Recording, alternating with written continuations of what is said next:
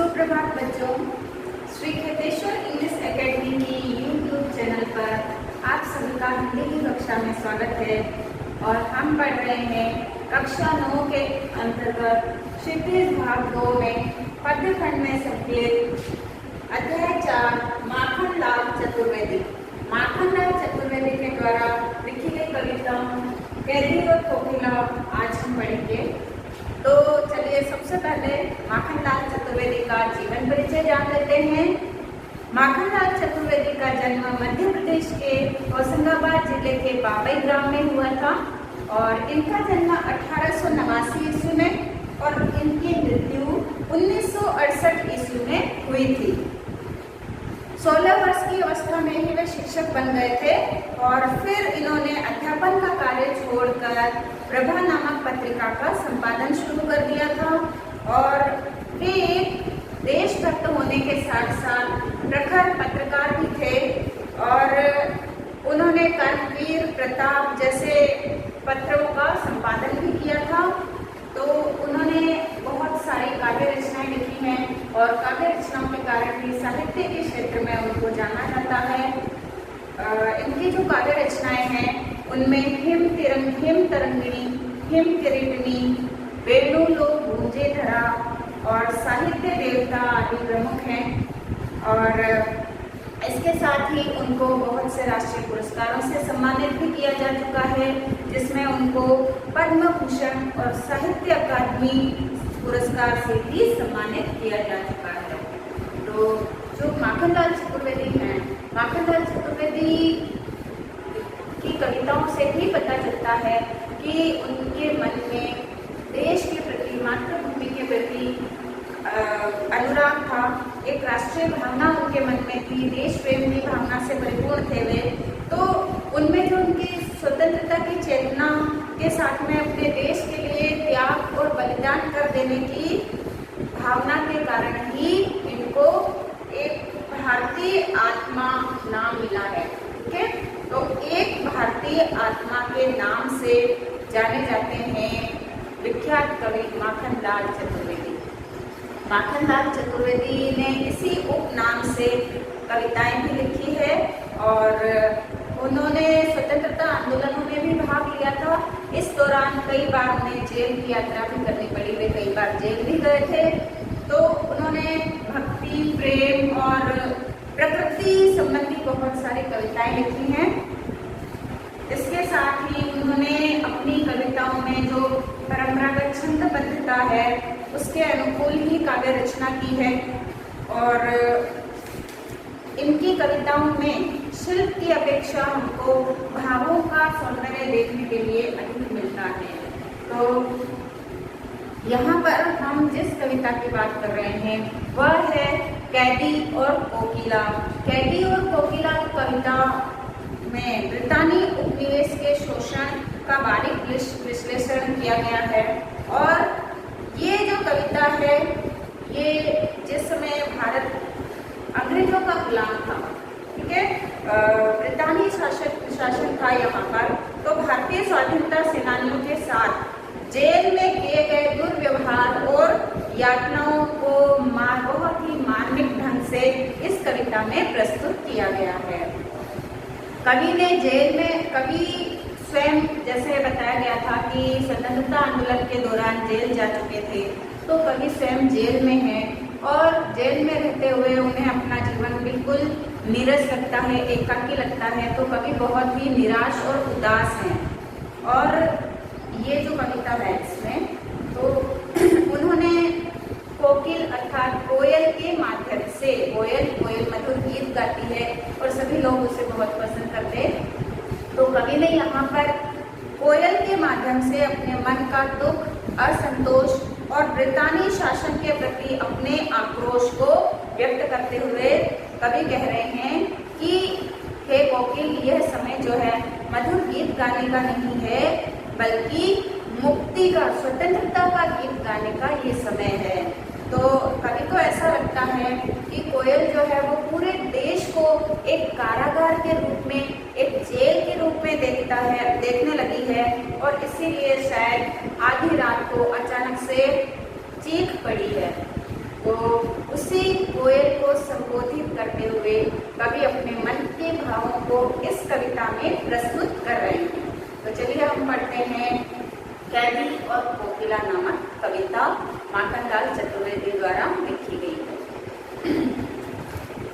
क्या गाती हो, क्यों रह जाती हो, कोकिल बोलो तो, क्या लाती हो, संदेशा किसका है, कोकिल बोलो तो।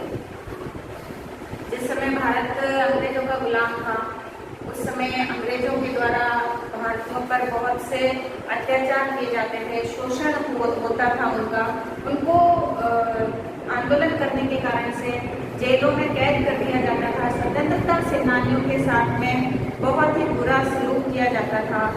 ऐसे समय में कवि स्वयं उन स्वतंत्रता आंदोलनों में भाग लेते थे और जब उनको पकड़कर जेल में डाल दिया गया गिरफ्तार करके, उस समय जेल में ही कवि ने ये कविता लिखी है।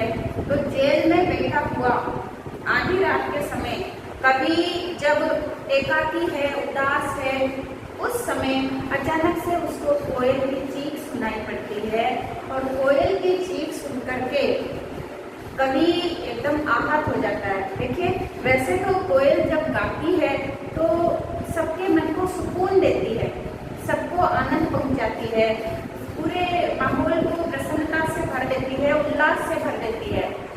लेकिन यहाँ पर कोयल आधी रात को अचानक से चीख पड़ी है और कोयल की ये चीख सुन करके कवि उसके मन के भावों को समझ गया है, उसके मन के दर्द को समझ गया है और इसलिए कवि उसे संबोधित करते हुए कहता है कि हे कोयल, तुम क्या गाती हो। आधी रात को जब कोयल अचानक से चीख पड़ी, तब उसके इस दुखी स्वरों को सुनकर कवि कहता है कि हे कोयल, तुम क्या गाती हो, तुम क्यों गाते गाते रह जाती हो, क्यों रह जाती हो, अर्थात तुम गाते गाते क्यों रह जाती हो, कोकिल बोलो तो। हे कोयल, तुम बताओ तो, अपने मन की बात मुझे बताओ, तुम क्या गाती हो, तुम क्या लेकर आई हो, किसका संदेशा लाई हो जो तुम आधी रात को इस प्रकार अचानक से चीख पड़ी हो।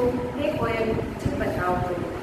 कवि यहाँ पर जब कोयल की आधी रात को चीख सुनता है तो कहता है कि हे कोयल, तुम इस प्रकार से क्या गा रही हो और क्यों रह जाती हो, मतलब गाते गाते ही ऐसा लगता है मानो कोयल कुछ कहते कहते ही रुक जाती है।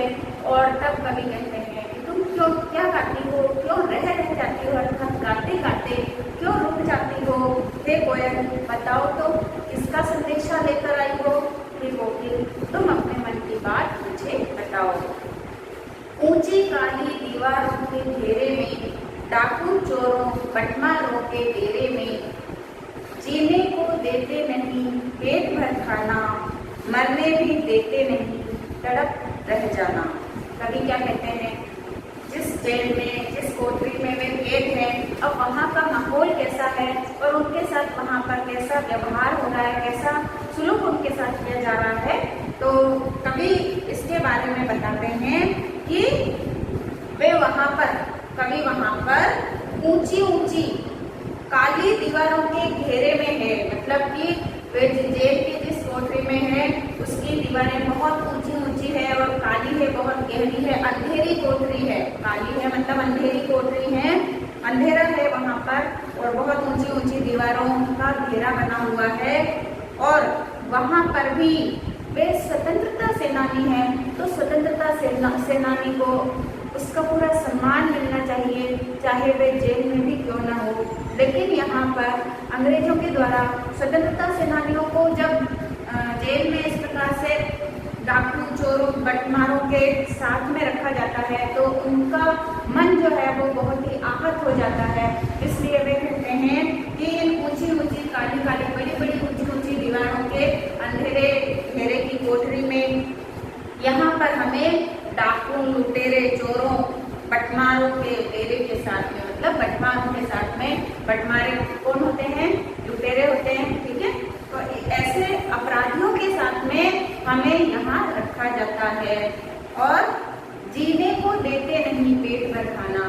जीवन जीने के लिए खाने की आवश्यकता होती है और वो खाना भी यहाँ पर हमें पूरी तरह से पूरा नहीं दिया जाता है और मरने भी देते नहीं, तड़प रह जाना कि खाने के लिए, जीवन जीने के लिए खाने की आवश्यकता होती है, वह खाना भी वे हमें पूरा नहीं देते और फिर ये मरने भी हमें नहीं देते और इसी प्रकार से हमें यहाँ घुट घुट कर तड़प तड़प कर रह जाना पड़ता है।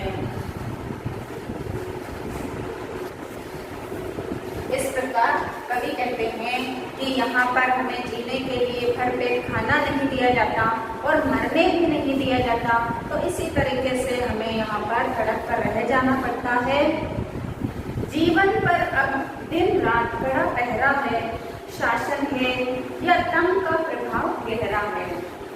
हिमकर निराश कर चला रात भी काली, इस समय काली माँ मैं जगी क्यों आली।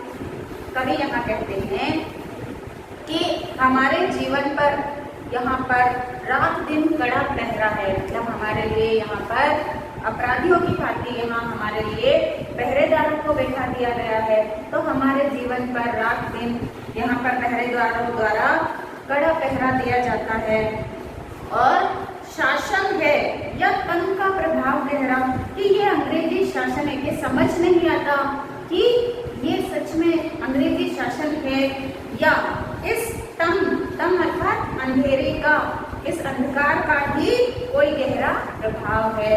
कवि कहते हैं, कवि अंधेरा जो होता है वो निराशा का प्रतीक होता है और एक प्रकार से अंधेरा जो है वो निराशा का प्रतीक होने के साथ साथ में यहाँ पर कवि ने ये तंग का शासन किसको, अंग्रेजों के शासन को भी उसी अधिकार का शासन, तंग का शासन कहा है। कवि यहाँ कहते हैं कि यहाँ पर दिन रात हमारे जीवन पर कड़ा पहरा है, पहरेदार यहाँ पर बिठाए गए हैं जो हम पर नजर रखते हैं रात दिन। और ये कोई अंग्रेजी शासन है या कोई इस, क्योंकि आधी रात की बात कर रहा है कवि यहाँ पर, कवि कहता है कि ये कोई अंग्रेजी शासन है या फिर इस तम का अर्थात इस अंधेरे का ही गहरा प्रभाव है जो मुझे निराशा से कर रहा है। हिमकर निराश कर चला रात की काली, कवि कहते हैं कि अब तो आधी रात होने को आई है, आधी रात हो चुकी है और हिमकर अर्थात चंद्रमा, कि चंद्रमा भी अब तो निराश करके चला गया है और ये रात और अधिक काली हो गई है। रात काली होने का मतलब है कि ये रात और अधिक अंधेरी हो गई है। यहाँ पर रात के अंधेरे होने का मतलब कवि के जीवन से है। कवि कहता है कि जैसा श्लोक के साथ यहाँ किया जा रहा है और कवि को जैसी अनुभूति हो रही है कि वह एकाकी है, वह निराश, वह उदास है और इसी उदासी के कारण से कवि को ऐसे लगता है कि उसका तो जीवन, उसकी ये जो जीवन रूपी रात्रि है ये ही पूरी तरह से काली हो गई है। तो इसलिए कवि कहते हैं कि चंद्रमा भी निराश करके अब जा चुका है अर्थात ढल चुका है और ये रात भी और अधिक काली हो गई है। इस समय काली माँ मैं जगी क्यों आली, है आली, आली यहाँ पर कोयल का प्रतीक है, ठीक है, कोयल को संबोधित करके कहा गया है। कवि कह रहे हैं हे आली अर्थात हे कोयल, तुम ऐसी काली माँ मैं, इस समय काली माँ मैं, कि इस समय की हे कोयल, ये रात तो काली है ही परंतु तुम स्वयं इतनी काली हो और फिर भी इतनी रात्रि में तुम अचानक से इस प्रकार क्यों जाग पड़ी हो। इस प्रकार से कवि कोयल से प्रश्न करते हैं।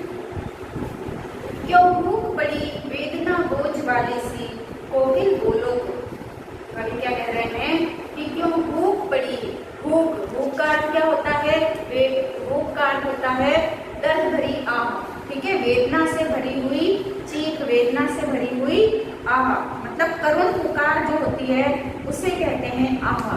तो कवि कोयल की जो अर्धरात्रि के समय करुण पुकार सुनता है, उसकी जो करुण चीख सुनता है, उसे सुनकर के कवि कोयल से कहते हैं कि क्यों भूख पड़ी वेदना बोझ वाली सी, कि तुम इस प्रकार से चीख पड़ी हो, तुम्हारे हृदय में ऐसी कौन सी वेदना है जो तुम्हें बोझ के समान लग रही है, तुम इस प्रकार से क्यों भूख पड़ी हो, अर्थात इस करुण पुकार से हो और ऐसी कौन सी बोझ के समान वेदना तुम्हारे हृदय में है जिससे कि तुम चित्कार उठी हो। हे कोकिल मुझे बताओ तो क्या लूटा मृदुल वैभव की रखवाली सी कोकिल बोलो तो। कोयल से यहाँ पर कवि कहते हैं कि हे कोयल, हे कोकिल, तुम मुझे बताओ तो तुम्हारा क्या लुक गया है। आधी रात के समय तुम इस प्रकार से करुण वेदना से चीख पड़ी हो। तो हे कोयल मुझे बताओ, क्या किसी ने तुम्हारा कुछ लूट लिया है। क्या लूटा अर्थात किसी ने क्या तुम्हारा कुछ लूट लिया है। तुम तो क्या हो, मृदुल वैभव की रखवाली सी। कोयल को कवि ने किसके समान बताया है। कोयल को कवि ने मृदुल वैभव का की रखवाली करने वाली के समान बताया है।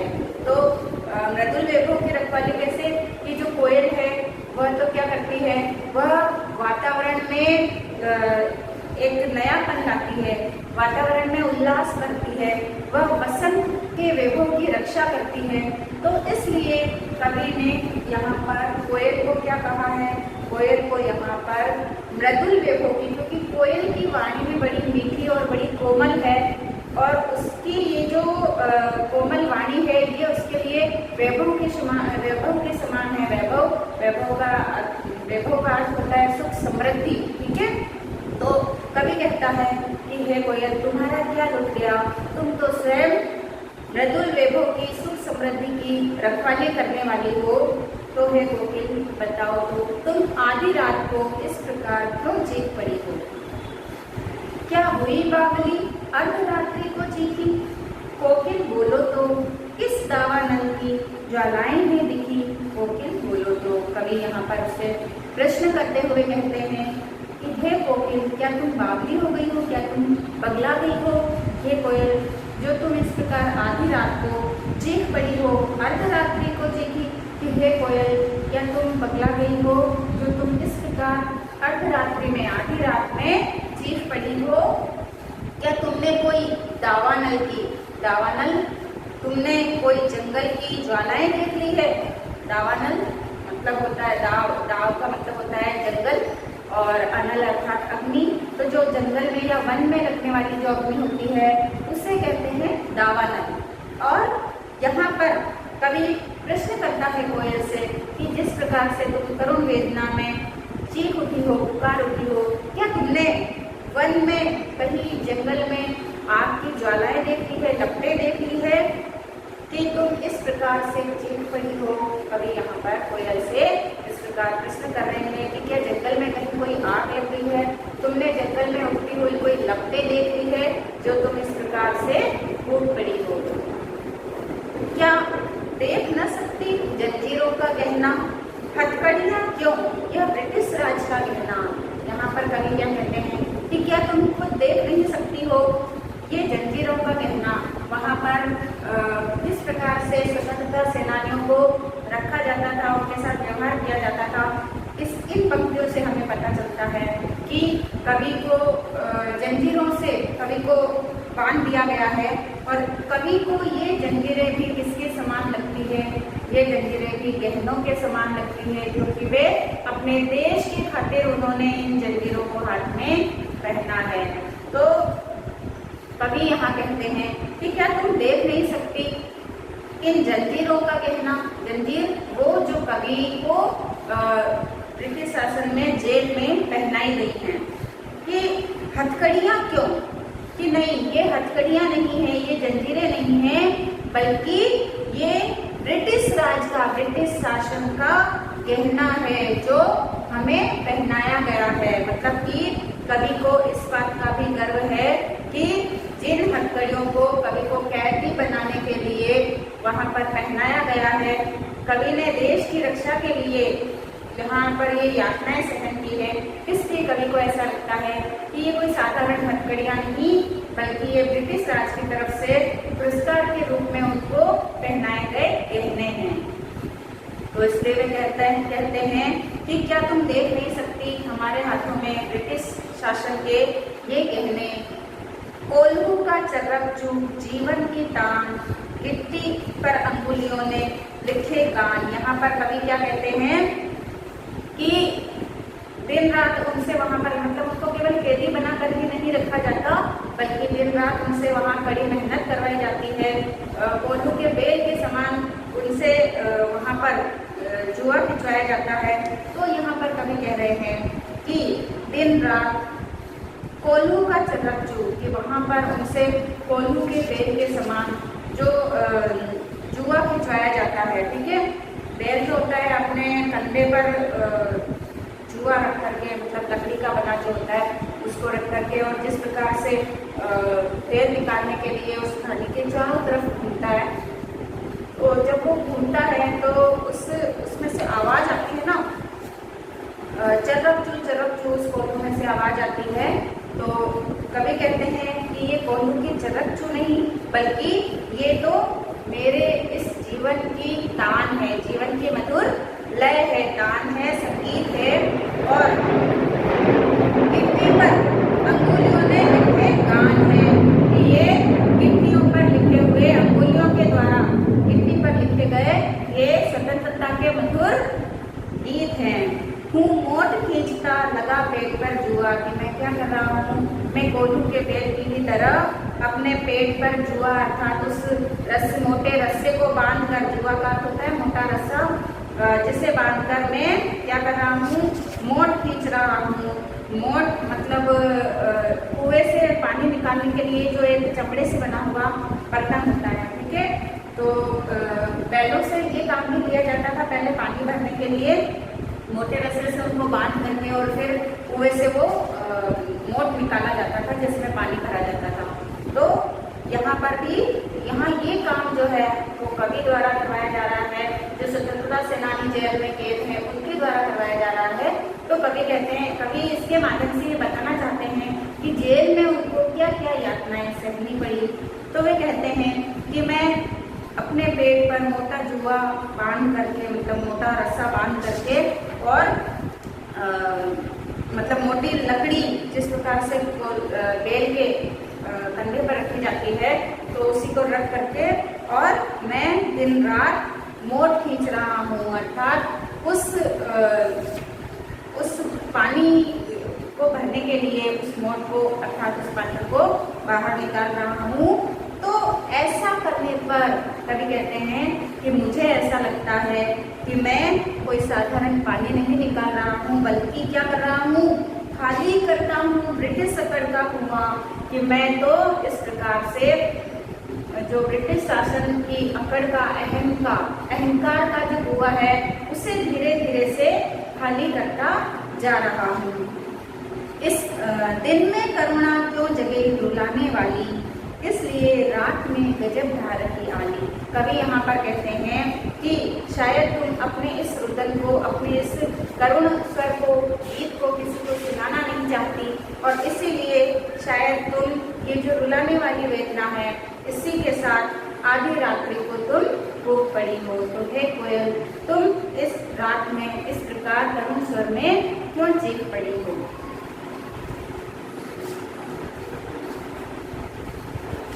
इस प्रकार से कवि ने इसमें बताया है कि भारतवासियों पर जो हमारे जो स्वतंत्रता सेनानी हैं, किस प्रकार से उन पर अत्याचार किए जाते थे अंग्रेज अधिकारियों के द्वारा, और फिर भी वे स्वतंत्रता के लिए पीछे नहीं हटते थे, आगे बढ़ते चले जाते थे। इन सभी उन पर किए जा रहे अत्याचारों को सहन करते हुए भी वे आगे बढ़ते जा रहे थे।